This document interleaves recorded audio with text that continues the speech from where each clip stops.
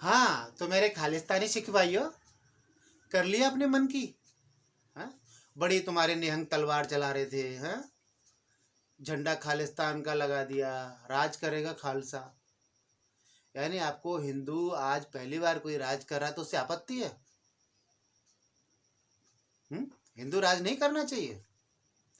अरे गुरु गोविंद सिंह जी ने आपको लड़ना सिखाया, लेकिन आपको जीतना सिखाया बंदा बैरागी ने, और आपने उसको भी राजा नहीं माना, धोखा दे दिया। तो पता है, हम बोलते हैं गुरुओं ने बलिदान दिया। अरे दिए। हमारे 9 गुरु और 10वें गुरु जब उन्होंने खालसा पंथ बनाया, उससे पहले वो हिंदू ही तो थे, हमारे अपने थे।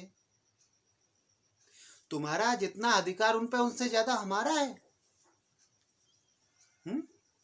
अरे भाई, तुम सिख पंथ में गए, बना कब? तब से तुम सिख हो, लेकिन उससे पहले जो गुरु थे वो तो सब हमारे थे।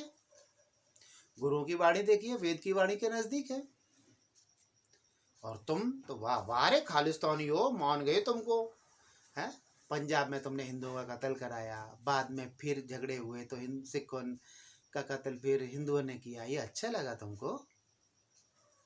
अरे तुमको 1947 में तुम्हारे मास्टर तारा सिंह ने जब मुस्लिम लीग का झंडा जला दिया था, जब पंजाब के बंटवारे का विरोध किया था, पंजाब को पाकिस्तान में जाने का विरोध किया था, पता है क्या हुआ था तुम्हारे साथ पंजाब में?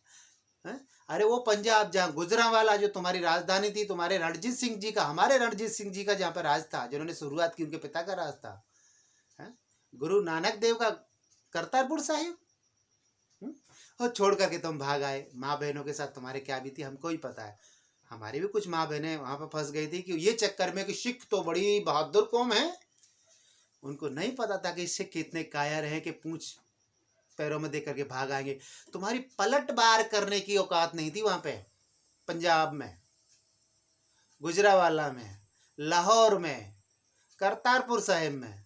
तुमने जो कुछ जोर लगाया ना, आधे पंजाब में इधर लगाया, क्योंकि तुम्हारे साथ हिंदू थे। तुमने जितने भी बलिदान दिए, तुमसे ज्यादा हिंदुओं के बलिदान हैं। हमारे गुरुओं के साथ में भाई मतीदास, किसके बलिदान नहीं है? तुम्हारी ताकत सिर्फ उतनी है जहां हिंदू तुम्हारे साथ खड़ा है, और जहां हिंदू तुमसे दूर हो जाता है तुम बैसी हो जाते हो, बैसी। जो आज तुम्हारा बैसियापन दिख रहा था, कहाँ गए थे सन 47 में? तुम्हारे निहंग छुप गए थे। अरे हम वो हिंदू हैं, शांति प्रिय हैं, लेकिन तुमसे ज्यादा वीर हैं, तुमसे ज्यादा हमने शहादत दी है। हम अब तक लड़ते रहे, शुरुआत से लेके अब तक हमने राम की जन्मभूमि ली। तुम्हारी क्षमता नहीं है गुजरांवाला लेने की, तुम इतने कायर हो, तुम बोल नहीं सकते खालिस्तानी हो, तुम्हारी औकात नहीं है बोलने की। तुम तो भारत में जहां तुमको शरण मिली वहां खालिस्तान मांगोगे? अरे तुम्हारी औकात है तो मांग के बताओ, गुजरांवाला में मांग के बताओ खालिस्तान, करतारपुर साहब को खालिस्तान में लो, जो तुम्हारे असली खालिस्तान है। अरे अमृतसर तो हमारे यहाँ पे था, जहां पर रणजीत सिंह जी हाथ बांध करके आए थे अकाल तख्त के सामने। तो उसी को खालिस्तान बनाने के चक्कर में वो है। और उनसे मिल गए जिन्होंने गुरु गोविंद सिंह जी की हत्या की थी, उनसे मिल गए जिन्होंने गुरु गोविंद सिंह के बच्चों की हत्या की थी, और तुमने उनको धोखा दिया। बंदा बैरागी को तुमने धोखा दिया। अगर तुम बंदा बैरागी को धोखा नहीं देते तो मुगल सत्ता तो तभी खत्म हो जाती। आज शायद ये पंजाब का मैटर ही नहीं आता, तुमको भागना नहीं पड़ता गुजरांवाला से। तुमने धोखा दिया यशवंत राव होलकर को, जो अंग्रेजों को निकालने का जो प्रयास कर रहे थे यशवंत राव होलकर, तुमने उनको भी धोखा दिया, साथ नहीं दिया। तुमने 1857 के जो विद्रोह हुआ, जो गदर हुआ, उसमें भी तुमने धोखा दिया। अब तुम बोलते हो बड़े वीर हो। हाँ, तुम अंग्रेजों की फौज में लड़े, बहुत वीर थे, या हिंदुओं की फौज में लड़े तब भी बहुत वीर थे, लेकिन तुम अकेले कहीं वीर नहीं हो। अकेले तुम वैसे हो जाते हो, क्योंकि तुम निहंगों के चक्कर में जो नशा करते हो ना सस्ता, तो नशे में तो दिमाग काम करता नहीं। क्या क्या हो रहा है तुम्हारे ग्रंथियों की बेटियों के साथ में, जो लाहौर में जो किस्से आते हैं हमको भी पता चलता है, पर नहीं, तुम तो जो सीधे साधे लोग हैं, हिंदू है, हम हिंदुओं को लगता है कि हमारे बड़े भाई हैं, क्योंकि सिखों के लिए बड़ा भाई अर्पण किया था, और तुम उन्हीं को कत्ल करने के चक्कर में लगे रहते हो। है,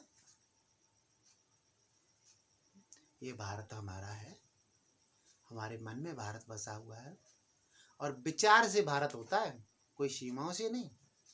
तुम छोड़ के भाग आए तुम्हें कोई फर्क नहीं पड़ता, लेकिन हमें आज भी फर्क पड़ता है।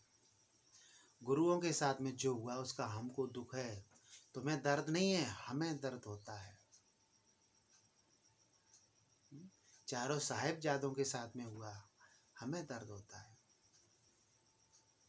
हम कभी ये नहीं कहते कि तुमने इतने लोगों को धोखा दिया। वो तो आज जब लाल किले पे जो तुम धमा चौकड़ी मचा रहे हो खालिस्तानियों, तब हम ये बात कह रहे हैं। उससे पहले कभी शब्द नहीं निकले होंगे, तुमने सुना भी नहीं होगा कि सिखों की गद्दारियां क्या क्या हैं, क्योंकि हम तो अच्छा ही गिनते हैं ना। गलतियां हो जाती हैं, ध्यान हटा दो वहाँ से। लेकिन तुमने सबसे बड़ा कायरपन किया जब 1947 में तुम्हारे लोगों को मारा गया, 3000 लोगों को। तुम्हारे निहंग कहाँ थे? तुम पलटवार नहीं कर सके। अगर हम हिंदुओं को पता होता या हमारे हिंदुओं को पता होता कि सिख ऐसे कायर बन जाएंगे, पूंछ को पैरों में दबा के भाग लेंगे, तो वो प्रतिकार करते। वो तुम्हारे भरोसे रह गए, आधा पंजाब चला गया पाकिस्तान में। अरे इससे बुरे हालात तो हमारे बंगाल में थे। गांधी जी पूरे बंगाल को पाकिस्तान को देना चाह रहे थे। सोहरावर्दी की सरकार थी, सरकारी कत्लेआम शुरू हुआ था हिंदुओं का।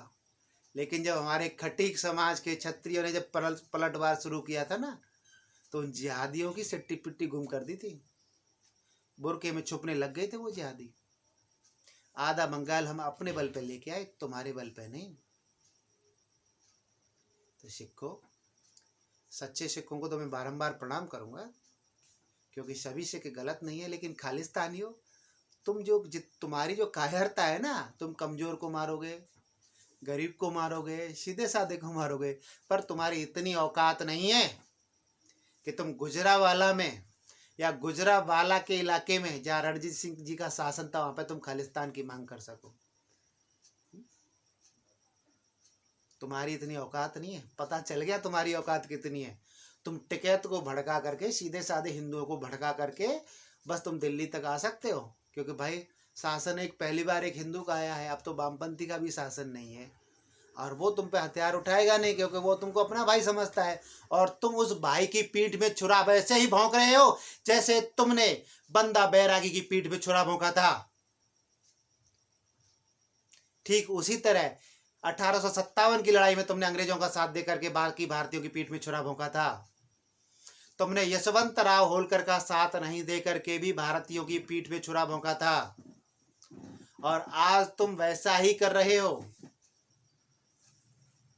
माना कि हमारे कुछ किसान भाइयों को कुछ फसलों का भाव नहीं मिला, लेकिन तुमको खालिस्तान कभी नहीं मिलने वाला। और मेरे किसान भाई इस साल नहीं तो अगली साल भाव ले लेंगे, पर तुम कभी खालिस्तान ये भारत में नहीं ले सकते। तुम्हारा खालिस्तान तुम गुजरावाला में मांगने की तुम्हारी औकात नहीं है। तुमको पता है कि तुम्हारा क्या हाल किया और क्या हाल होगा वहाँ पे पाकिस्तान में। और जो तुमको शरण दे रहा है, जो तुम्हें अपने गले से लगा रहा है, तुम उसी का गला काटने लग गए। अरे हम तो समझे थे कि सिख मार्शल कौम है, रक्षा के लिए, क्योंकि सिख धर्म तो रक्षा के लिए बना था। तुम तो भक्षक बन गए, भक्षक। किन किन को खाओगे? हमको खाओगे, भारतीयों को खाओगे। जिनसे रक्षा करनी है वो रक्षा करना तो आ नहीं रहा। आज मैं देख रहा था नागपुर में, मैं फिर नागपुर से अमरावती गया मेरा बाइक से, तो तुम ही लोग थे तैयारी करते, और किसान आए, किसान भड़के, किसान ये करे, उत्पाद मचाए। ताज्जुब की बात है यारो। खालिस्तान का सपना तुम्हारा कभी पूरा होगा नहीं, कितना भी तुम उदम पैर मचा लो। और तुम्हारे यहाँ पे जो वो हो रहा है धर्म परिवर्तन, क्रिश्चियन तुमको उल्लू बना रहे हैं।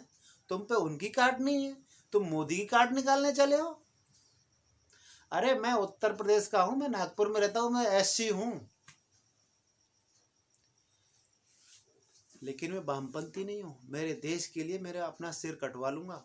हो सकता है तुम मेरा वीडियो देख करके मेरा सिर काटने के लिए आदमी भेज दें, लेकिन एक बात समझ लीजिए, जो भी सनातनी है, जो भी सच्चा हिंदू है, सनातन है, वो अपने जीवन को कर्तव्य के लिए जीता है। जीवन क्या, मृत्यु तो कभी भी आ सकती है, लेकिन जीना सत्य के लिए है।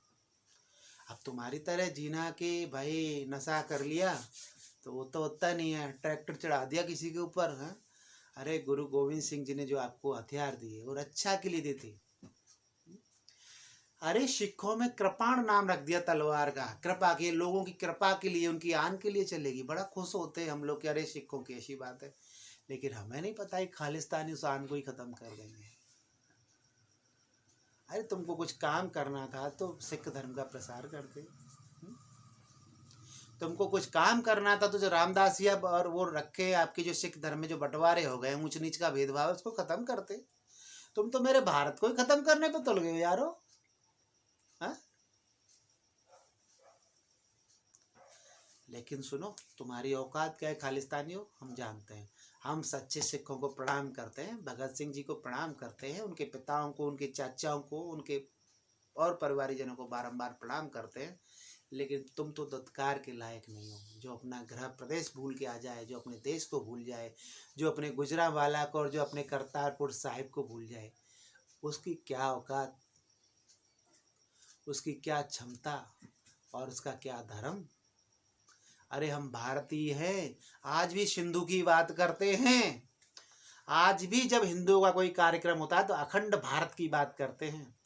तुम्हारी तरह नहीं कि जहाँ शरण मिली वहीं पे ख़त्म करने की बात करो। तो मेरे सिख भाइयों, सच्चे सिखों को मेरा बारंबार प्रणाम, और खालिस्तानियों को तो सम्मान ही कौन करता है, और वो सिख हैं ही कहाँ।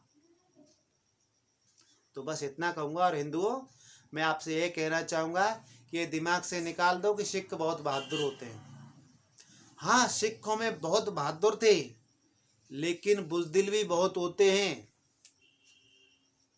और सिखों के भरोसे रहना नहीं। हाँ, सिख बहुत बहादुर हैं, सिख बहुत सच्चे भी हैं, लेकिन ज़्यादातर संख्या सिखों में अभी सच्चे लोगों की नहीं है, गंदे लोगों की ही हो गई है, जो भारत को ख़त्म करना चाहते हैं। वो भारत में किसी हिंदू का राज्य नहीं चाहते, किसी सनातनी का वो राज्य नहीं चाहते। ठीक उसी तरीके से जिस तरीके से बंदा बैरागी का भी ये राज्य नहीं चाहते थे। चाहे बंदा बैरागी ने इनके लिए पूरा पंजाब जीत कर दे दिया हो, ये कभी खुश नहीं हुए। तो मेरा मित्रों, मेरा नमस्ते, प्रणाम।